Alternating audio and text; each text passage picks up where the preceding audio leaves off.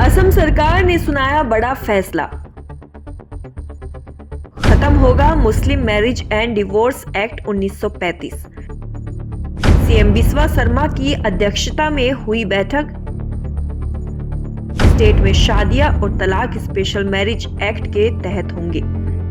असम सरकार ने बड़ा फैसला लिया है। उन्होंने समान नागरिक कानून की तरफ पहला कदम बढ़ाते हुए मुस्लिम मैरिज एंड डिवोर्स एक्ट 1935 को खत्म करने का फैसला किया है।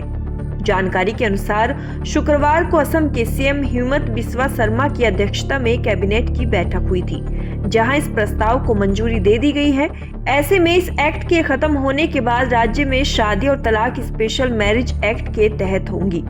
कैबिनेट की बैठक के बाद ब्रीफिंग करते हुए राज्य के मंत्री जयंत मल्लाबरुआ ने मीडिया को बताया कि अब मुस्लिम मैरिज एंड डिवोर्स से संबंधित सारे मामले स्पेशल मैरिज एक्ट के तहत सुलझाए जाएंगे।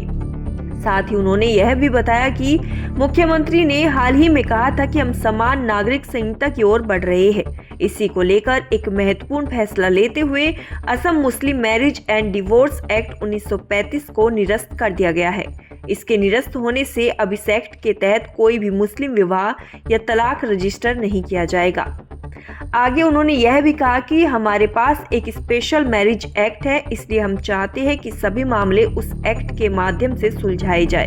उन्होंने बताया कि अब मुस्लिम विवाह और तलाक के रजिस्टर के मुद्दे का अधिकार केवल जिला रजिस्ट्रार को ही होगा।